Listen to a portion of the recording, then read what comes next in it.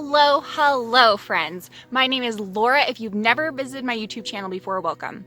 I am technically a digital nomad. Although now I do have a place in Phoenix, Arizona, I travel well over half the year. I get questions all the time, basically just saying, how do I do it? But the biggest question would be what I do and exactly how someone else can become a digital nomad. So my kind of video today is going to be talking about exactly what I do as a digital nomad and then answer that question, can you? Hit that little subscribe button below. Next week I'm going to be releasing another part of this digital nomad series on exactly how my exact steps were in getting started as a digital nomad. So that will kind of help you with your beginning process if that's something that you guys are interested in doing. Also, I'm going to be talking a little bit about kind of the pros and cons of being a digital nomad. Although I'm sure you're thinking, what cons could there be? You're seeing the most amazing areas in the world. There still are some cons, so keep watching to find that out.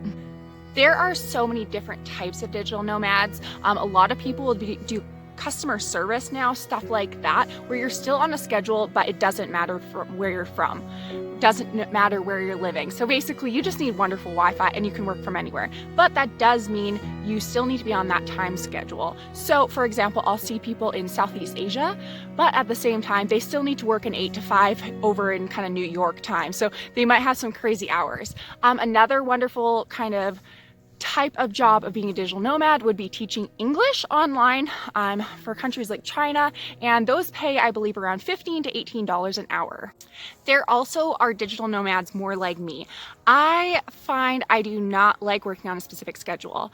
I'll tell you about the cons in a minute, but my thing is I like to be completely flexible. So for example, if I wanted to go on a 5-day hike like I did the other day, I would have to just work a few weekends kind of before or after just to make up for that work I miss. Right now I am in Yellowstone, within kind of the national park there, and it's the middle of the day and I'm able to kind of get out hiking. But at the same time, I did start around 4 a.m. to make sure that that happened. So it kind of has its pros and cons, but for me, I really like flexibility. I still just need to make sure I get the work done. The digital nomad lifestyle can also be pretty exhausting, to be honest. You're always making sure needing to find Wi-Fi, good Wi-Fi, and you don't maybe look quite as nice as you did if you're in a house, an apartment, and stuff, and kind of just making sure to find good showers, which, by the way, like I'm saying, subscribe, and I have so many good places that I've wound up really loving around kind of North America at least. But anyways, I would say that the negatives would be that you never fully kind of get time off.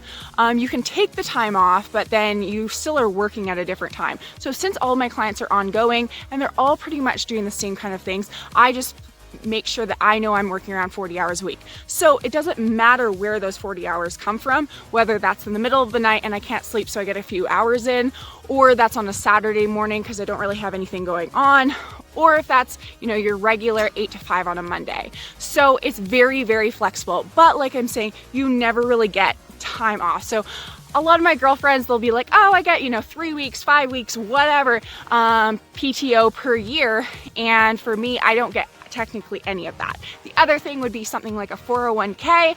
I personally really enjoy investing and put my money, hopefully in a very smart way, into the stock market so that I do end up getting to retire, but at the same time, you're in charge of that stuff like insurance. All of those things that can go with a job perk are suddenly not there when you're kind of self-employed, and a lot of times being a digital nomad will come into that.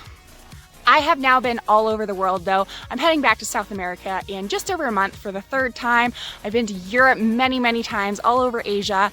So for the most part for me, that's so wonderful and so rewarding and really living my life to the fullest, which is something that I always appreciate and love after my husband did pass away. So for me, I love the nomad lifestyle. It is definitely tiring. It is, I would not say for everyone, especially if you're someone who more procrastinates work. If you're not in a cubicle, you're probably not going to get it done.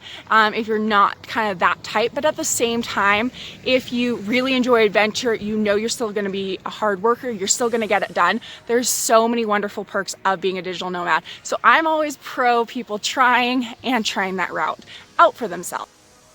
So my answer is yes. Anyone can become a digital nomad. You need to find it within your industry, see what kind of things you enjoy. So in summation, anyone can become a digital nomad. I even recommend if this is a lifestyle that you are really searching for, if you have a current job, you might even want to inquire and ask them if you're on great terms with them, if that's something that you could do completely from home. Anything that can be done from home technically can be done from anywhere, and then the world is your oyster. Make sure that you subscribe, as you will continue seeing my part series on becoming a digital nomad, and next week exactly how I did. Thanks so much for watching, guys. If you do have any specific digital nomad questions, just comment them below and I will be happy to answer them. Thanks so much for watching, guys. From beautiful Yellowstone, keep living life. Bye.